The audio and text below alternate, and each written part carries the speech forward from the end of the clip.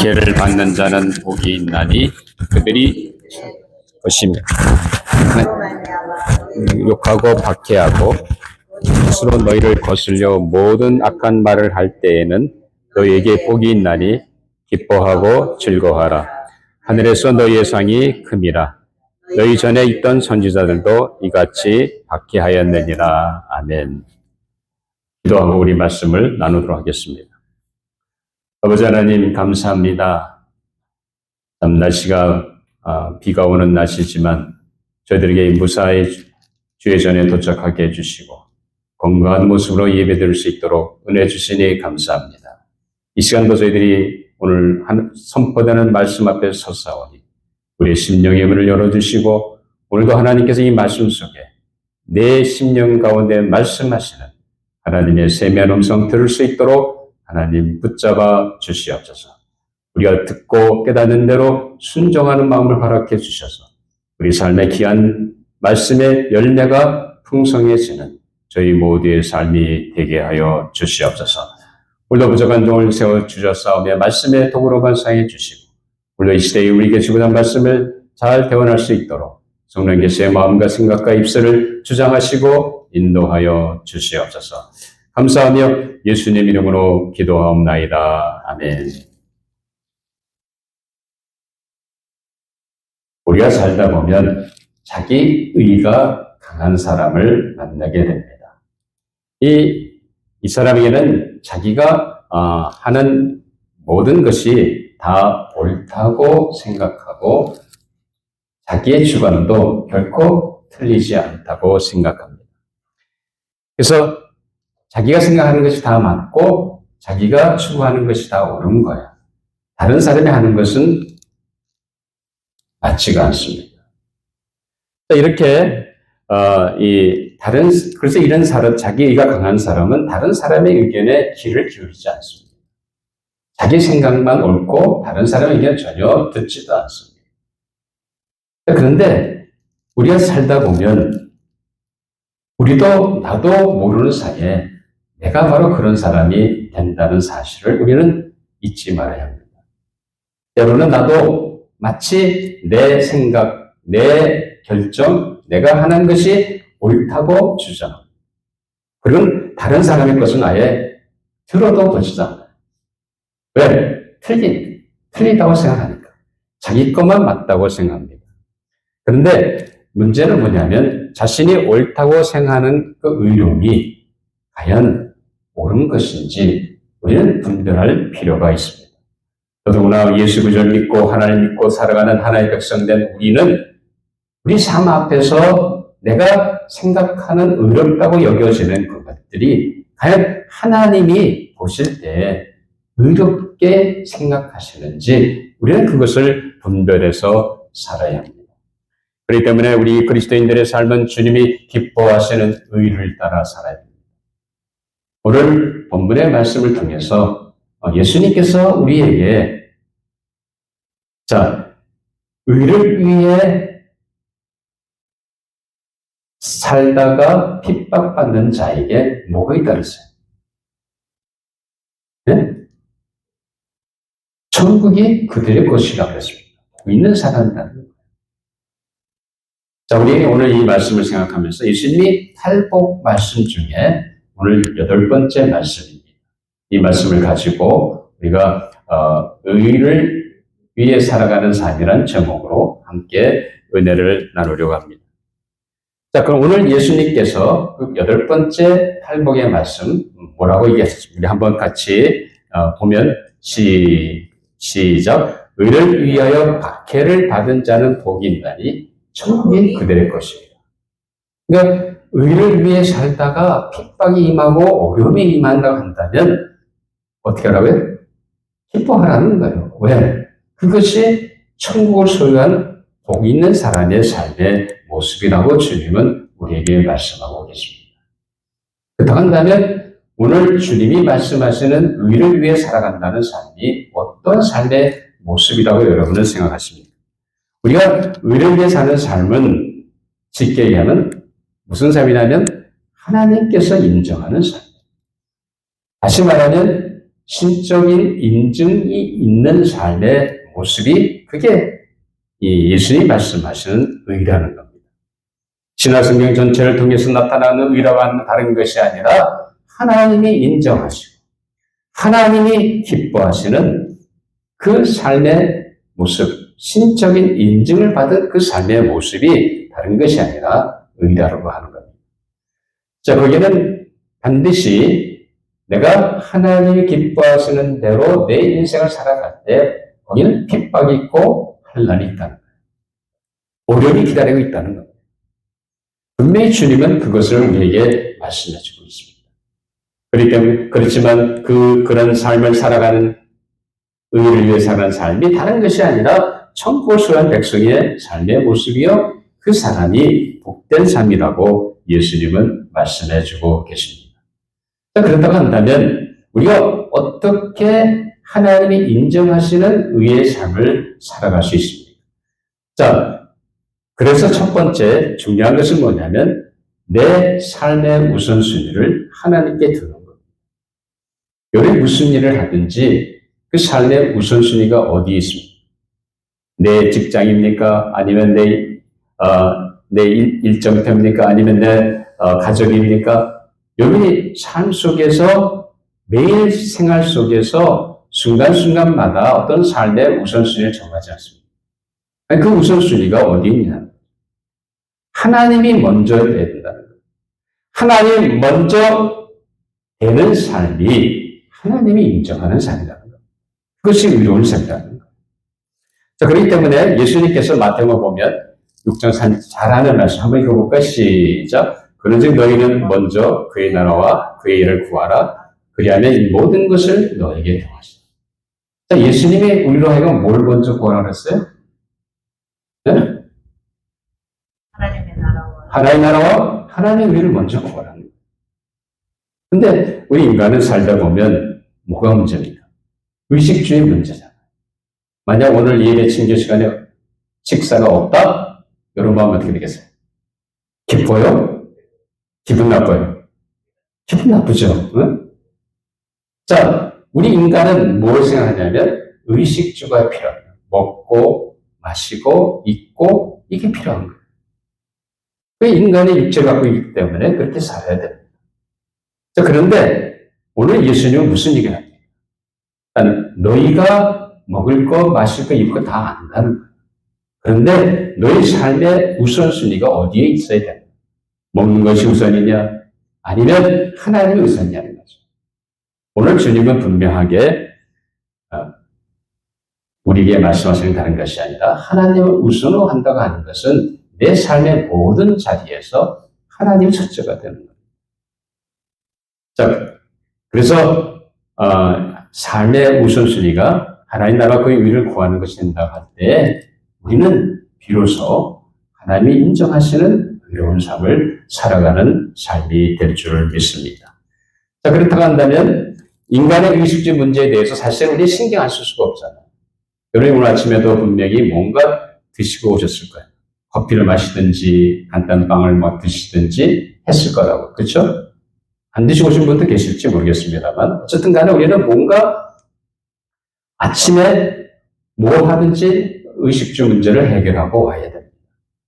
자, 그런데 예수님께서 무슨 얘기 하냐면 우리 마태복음 6장 32절에 보면 이는 다 이방인들이 구하는 것이라 너희 하늘 아버지께서 이 모든 것이 너에게 있어야 할 줄 아십니다. 너희가 하나님의 백성이고 하나님의 자녀를 산다고 한다면 먹고 살고 입고 그리고 그런 의식주의 문제를 염려하지 말라는 거예요. 무슨 얘기냐면 하나님께서 이미 너희들의 의식주 문제는 뭐가 필요한지 이미 다 알고 계시다는 거예요. 그러니까 그것은 누구한테 맡겨? 하나님께 맡기라는 거예요. 하나님께 맡기고 하나님이 원하시는 하나님의 나라와 의를 구하는 삶을 산다는 겁니다. 그럼 분명히 하나님께서 이 모든 것을 너에게 넘치도록 더해 주신다고 분명히 주님은 약속하고 계십니다. 그러니까 여러분들 하나님을 우선 산다는 건 다른 것이 아니라 먹을 것이 우선이 아니라 하나님의 나라. 하나님의 나라가 뭐죠? 하나님의 통치가 이루어지는 거예요. 내 마음, 내 삶, 생각, 내 일정 또 이 모든 것들이 하나님과는 전혀 상관없이 내 생각, 내 주관대로 한다면 그건 하나님이 우선이 되는 삶이 아니라 뭐가 우선이, 내가 우선이 되는 삶이에요. 여러분 삶은 어떻습니까?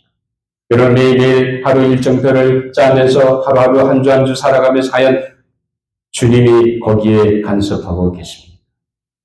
하나님의 나라, 다시 말하면 하나님의 통치가 내 삶 가운데 이루어지려면 누가 개입하셔야 돼요? 하나님이 개입하셔야 돼요. 하나님 내 인생을 좌지우지하셔야 돼요. 근데 왜 아직도 하나님 믿는다고 하면서도 여전히 누가 주관해? 내가 왕이야. 내가 결정하고, 내가 스케줄 정하고, 내가 내 마음대로 알아서 하는 거예요. 그건 하나님과 전혀 상관이 없는 거죠. 하나님 앞에 내 삶의 우선순위를 둔다고 하는 것은 다른 것이 아니라 내 삶의 모든 영역에서 하나님의 통치를 맡기는 겁니다. 그런 은혜가 여러분 가운데 있게 되기를 주님의 이름으로 축원합니다. 물론 이게 쉬운 일이 아니죠. 이와 분주한 일상생활 속에서 이민 생활이 얼마나 바쁩니까? 힘들잖아요. 눈코 뜰 수 없이 바쁠 때가 많잖아요. 쉴 수 있는 여가도조차도 없을 때가 있잖아요. 그렇게 분주하게 사는데 살다 보니까 뭐가 빠져요? 하나님과 교제하고 얘기하는 시간이 빠져버려요. 바쁘고 힘드니까 그거 다 제껴놓는 거예요. 제일 먼저 하나님 만나서 하나님과 교제하고 예배드려야 되는데 그게 아니라 세상 일이 먼저라는 거죠. 급한 일이 먼저라는 거예요. 당장 해야 할 일이 먼저라는 거예요. 그렇다고 한다면 여러분의 삶의 우선순위는 어디에 있는 겁니까? 하나님이 아니라 나인 거예요. 내 일상의 필요가 내 삶의 우선순위가 되는 거예요. 어느 한순간도 주님은 그렇게 살라고 말씀하신 적이 없습니다. 주님 분명히 우리에게 말씀하시기를 너희는 먼저 그의 나라와 그의 일을 구하라 할 때는 분명히 내 삶의 모든 영역에서 누구한테 맡겨요? 주님한테 맡겨요.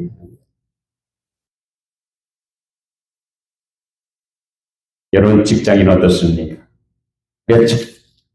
직장인은 내가 수고해서 노동의 대가를 받잖아. 그러니까 우리는 적당히 시간만 떼고 그리고 공급받으면 됩니까? 그게 그리스도의 삶의 모습이 아니잖아요. 그리스도의 삶의 모습은 정성을 다하는 거죠. 이런 이 직장인이지만 이것이 하나님에게 맡겨주시는 거 사람을 대할 때마다 지정할 때마다 하나님을 섬기듯 주님을 섬기듯 감당해야 돼요. 골로새서에서 말씀하잖아요. 여러분이 하나님의 우선이라고 한다면 내가 섬기는 직장인조차도 주님을 섬기듯 최선을 다해야 됩니다. 직장 동료들한테 어떻게 합니까? 전화 안 하고 똑같이 일해서 돈 받고 사는 사람인데 무슨 상관이 있어? 그렇게 여길 게 아니라 같은 직장 안에서 함께 일하는 사람은 어떻게 되겠습니까? 내가 그 사람을 돕고 섬겨야 되는 거예요. 내가 섬기지 않으면 어떻게 나의 삶을 통해서 내 직장 생활 속에서 하나님 나라 거기 임하겠습니까? 내가 직장에서 그렇게 함께 일하는 동료를 섬기지 않는다고 한다면 어떻게 주님의 사랑이 거기에 나타나게 됩니까? 나타날 수가 없습니다. 우리가 사람을 섬길 때 주님을 섬기듯 해야 됩니다. 직장에도 마찬가지라는 거죠. 내가 하나님을 우선 삼고 산다고 한다면 직장일조차도 그렇게 들여서 사는 것이 바로 의로운 삶의 모습이라는 겁니다. 여전히 내가 다 저 사람들을 핀잔하고 저 사람들을 한양해서 내가 멸시하고 나만 잘났다고 한다고 한다면 그것은 결코 주님이 원하시는 삶의 모습이야.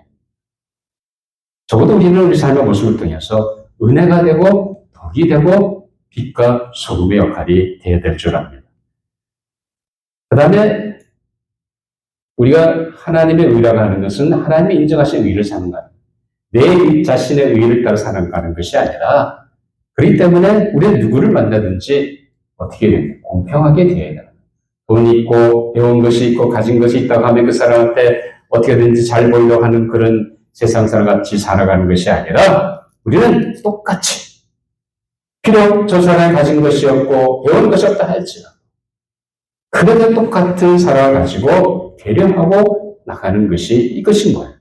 이것이 주님이 우리에게 하나님을 우선 삼고 사는 삶의 모습으로 말씀해주고 계십니다. 적어도 여러분들은 누구를 대하든지 똑같이 비난자나 부한자나 가난 또 없는 자나 있는 자나 배웠든지 안 배웠든지 누구든지 간에 차별 없이 주님이 나를 차별 없이 대했은 것처럼 그렇게 살아가시는 하나님 기뻐하시고 인정하시는 삶을 살아가는 성도 여러분 되시기를 주님의 이름으로 축원합니다. 그래서 하나님을 우선순위 나가는 것은 내 삶의 연속마다 내가 하나님 기뻐하시는 것에 순종하는 겁니다. 여러분이 순종하지 않으면 우리는 하나님 원하시는 의로운 삶을 살아갈 수 없습니다. 여러분 삶 가운데 예수를 믿는다고 하면서도 아직도 내 삶에 핍박이 없고 고난이 없습니까? 편안한 신앙생활 하고 있습니까? 그러면 여러분 자신을 돌아보시기 바랍니다. 정말 내가 하나님께서 하나님을 최우선 삼고 살아가고 있는지, 만약 내가 하나님을 최우선 삼고 살고 있다 하면 분명히 부딪히는 것이 있습니다. 거기에 핍박이 있고 환란이 있다고 주님은 우리에게 말씀하고 계십니다. 그러면 전혀 그런 환란이 없고 핍박이 없다고 한다면 뭐가 문제인가요? 난 아직도 하나님을 우선으로 삼고 있는 삶이 아니라는 겁니다. 아직도 뭔가 세상과 타협하고 세상과 다리를 놓고 살고 있는 삶의 모습이랍니다. 그것을 우리는 오늘 이 말씀 속에서 분명하게 깨달아야 됩니다. 그렇기 때문에 하나님께서 기뻐하시는 의를 위한 삶이란 두 번째 뭐냐면 예수님을 위해 살아간다고 한다면 그것이 하나님이 보시는 의를 위해 살아가는 삶입니다. 여러분, 예수님을 위해 살아가는 삶은 어떤 삶입니까? 예수님을 위해 살아가는 삶은 오늘 예수님께서 무슨 얘기 하셨죠? 우리 한번 같이 읽어보시죠. 11절, 12절 시작. 나로 말미암아 너희를 욕하고 박해하고 거짓으로 너희를 거슬러 모든 악한 말을 할 때에는 너희에게 복이 있나니 기뻐하고 즐거워하라. 하늘에서 너희 상이 큼이라 너희 전에 있던 선지자들도 이같이 박해하였느니라. 주님이 무슨 얘기 하십니까? 나를 위하여 그리스도를 위해서 너희가 분명히 세상 사람들이 나를 위해 살아갈 때 세상 사람 너를 욕하고 그리고 너를 박해하고 그리고 너희를 모함하고 그렇게 할 거랍니다. 그러나 그럴 때마다 뭐라 하는 예수님은 도리어 내가 핍박받는 것을 위해서 즐거워하라.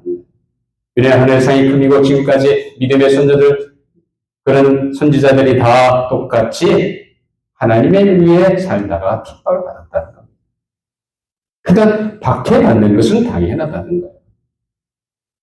오늘 우리가 내 삶을 살펴 보시면서 과연 나는 예수님 위해 살아가고 있는지 정말 예수님 위해 살아간다고 한다면 우리는 어느 한순간도 퇴보해서는 안 됩니다.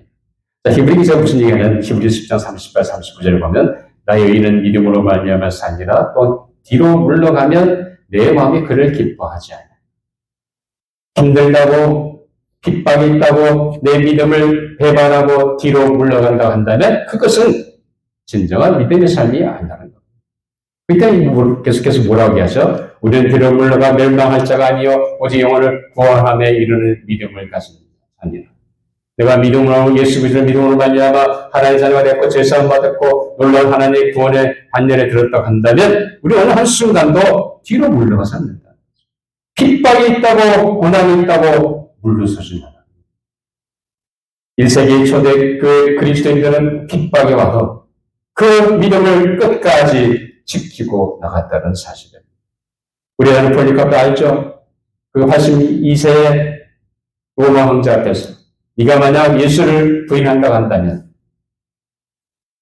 우리가 너를 하향에 처하지 않겠다 했는데 어떻게 했어요?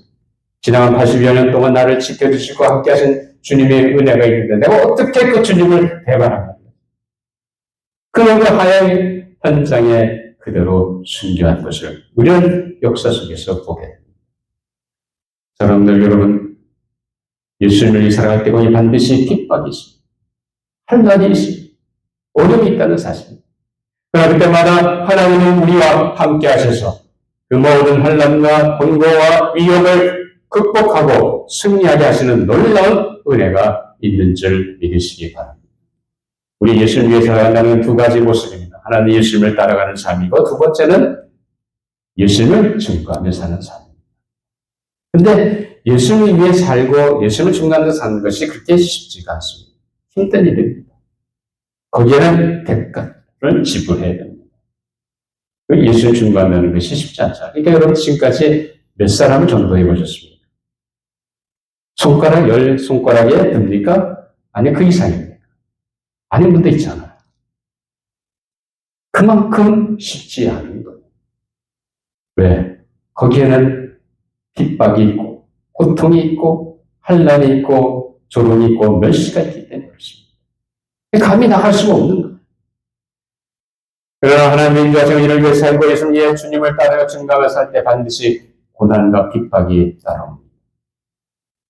여러분 삶 가운데 예수 믿는 것을 인해 다시 또 핍박이 없고 고난이 없다고 한다면 여러분의 믿음의 삶을 점검해 보시기 바랍니다.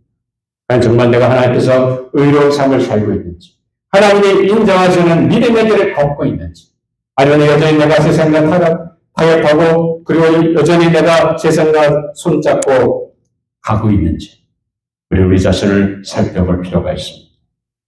제가 이번에 그 큐티 세미나 가서 상당한 말씀의 도전과 김영재 목사님의 간증을 통해서 은혜를 받았습니다. 김영재 목사님께서 하는 대로 한국에 있는 우리들 교회 담임 목사님이시면서 큐티 사역을 통해서 교회를 지금까지 성장시키시고 인도하신 아주 소중하신 분입니다. 이분이 이화여대가 아니고 서울대학을 피아노과를 나오시고 피아노를 전공하시고 아주 똑똑하시고 유명한 그런 분이었습니다. 근데 그분이 결혼생활 16년 동안의 결혼생활 상당히 그분의 말대로 지옥같이 힘들었습니다. 자, 장로 아들과 만나서 결혼을 했는데 그리고 그 집은 상당히 권위적이고 원고한 집안이었습니다.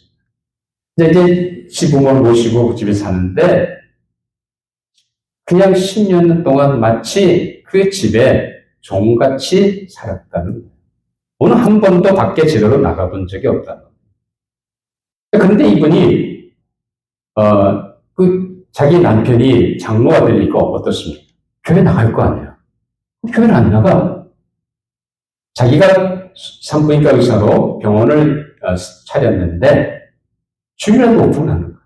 그러니까 주일날 교회 가는 게 아니라 어딜 가요? 병원에 가는 거예요. 자, 그런 삶 속에서 정말 처절하게 이분이 하나님께 기도하면서 때로는 너무 힘들고 힘들어서 이혼할까 생각도 해보셨습니다. 어떨 때 너무너무 힘들고 그래서 자살할까 죽을 것 같지도 생각했던 분입니다. 자, 그런데 어느 순간인가 자기가 예수 믿고 신앙생활 한다고 하면서 이분은 그 어려운 가운데도 늘 큐티를 통해서 하나님의 말씀을 가까이 하셨습니다. 그래서 큐티를 통해서 하나님의 말씀을 듣고 그 말씀이 자기 삶의 어려운 가운데 있을 때마다 그 말씀이 힘을 주시고 그리고 위로를 받고 그 어려운 가운데도 묵묵히 나가왔습니다.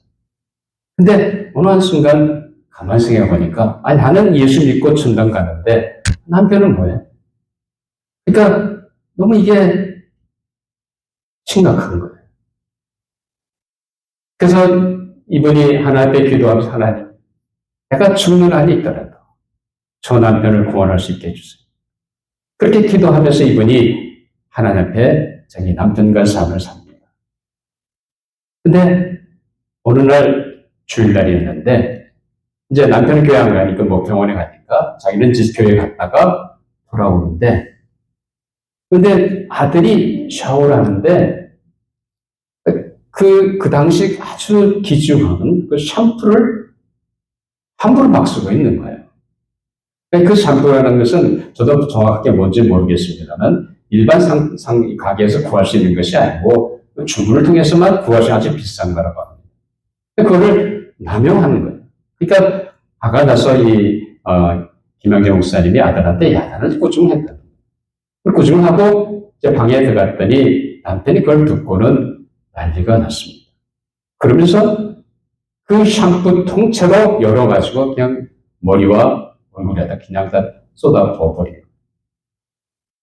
여러분 같으면 어떡하겠어요? 교회 갔었으니까 그냥 평복이 아니잖아요. 그렇죠? 단장하고 있는데 거기다가 샴푸를 아니 그 잘난 샴푸 가지고 왜 아들을 구박하냐고 하면서 그렇게 합니다. 근데 여러분 같으면 속이 부글부글 끓어가지고 당장 어떻게 해야 됐을지 모르겠어요. 이분은 기도하는 가운데 그냥 참으셨어요. 아무 소리 안 하시고. 그리고는 남편이 보는 앞에서 하나씩 샴푸 닦고 나오는 그 샴푸를 닦고 했다는 거예요. 남편한테 아무 말 안 했어요. 그리고 나서 저녁 예배하려고 얘기했더니 남편이 아무 소리 안 하는 거예요.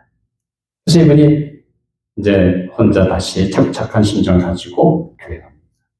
근데 마침 그날 고린도 4장에 있는 말씀을 이 목사님이 설교하셨는데 그 중에 한 말씀 4장 5절 같이 읽어볼까요? 시작. 우리는 우리를 전파하는 것이 아니라 오직 그리스도 예수의 주 되신 것과 그 예수를 위하여 우리가 너희의 종된 것을 전파. 아니 그리스도를 위해서 복음을 전하기 위해서 아니 이분이 자기 사랑 남편 그렇게 자기를 구박하고 힘들게 하고 시집살이 하지만 그래도 남편 아니에요. 그 남편을 영혼 구원을 위해서가 지금 결단하고 났는데 이 말씀을 들으니까 종이다. 그리스도 예수의 복음을 전하기 위해서 그 사람이 종이다라는 이 말씀이 그 김 목사님의 가슴에 때리는 거예요. 그래서 이분이 착착한 진정을 가지고 와가지고는 어떻게 했겠습니까? 남편 앞에 백바로 가서 무릎을 꿇고 나는 당신의 종입니다. 그렇게 고백했다는 거예요. 여러분 같은 그렇게 하셨겠습니까? 아니 이 남편 구원을 위해서 이분이 어떻게 했냐면 이 남편 운영하는 병원이 문 닫게 했으면 좋겠다. 병원이 폐업 하나니 있더라도 이 남편이 그걸로 인해서 예수 믿고 구원받는다고 한다면 좋다는 거예요. 그런 열정을 가지고 남편을 살리기 위해 그가 그렇게 했을 때 그 남편이 어떻게 됐겠어요? 나중에 그분의 간증을 들어보면 하나님의 은혜가 거기에 있었습니다. 그가 그 남편이 암이 된 것을 늦게 발견하고는 이제 죽어가는 그 시간에 하나님 앞에 자신의 죄를 깨닫고 예수님을 그리스도로 고백하고 그리고 하나님의 부르심을 받았다는 거예요. 사랑하는 여러분, 뭐가 그를 위해 받는 핍박입니까? 정말로 자기 남편 구원을 위해 그렇게 처절하게 살면서 정말 내가 죽는 한이 있더라도 이 남편의 구원을 위해서 말씀에 순종하며 나가는 이 은혜의 삶이 그게 바로 의를 위한 삶입니다. 저는 여러분 우리도 그런 삶의 소유자가 되시기를 주님의 이름으로 축원합니다. 우리 오늘 순간도 우리는 하나님이 나와 함께 하신 것을 깨닫고 내 삶의 우선순위를 하나님 앞에 바로 세우고 예수님을 따라가며 예수님을 증거하면서 할 때 찾아오는 모든 고난과 고통과 멸시와 조롱을 극복하고 믿음으로 승리하시는 귀한 성도 여러분 되시기를 주님의 이름으로 축원합니다. 기도하시겠습니다. 아버지 하나님은 우리를 너무너무 사랑하십니다. 우리는 아직도 내 고집, 내 욕심, 내 야망 때문에 하나님이 우선이 되기보다 내가 우선이 됐다는 것을 고백합니다. 원하는 순간순간마다 하나님을 주의 삼고 하나님을 우선 삼고 하나의 나라와 주님의 의를 위해 살아가는 저희들의 삶이 되게 하여 주시옵소서. 우리가 주님을 위해 살 때 때로는 핍박이 오고 조롱과 멸시가 찾아온다 할지라도 할 날이 온다 할지라도 그것을 감당하고 믿음으로 극복하며 승리하며 나가는 저희 모두의 삶이 되게 하여 주시옵소서. 감사하며 예수님 이름으로 기도하옵나이다. 아멘. 우리 이제 나서 마지막 찬송 336장 하나 드리겠습니다.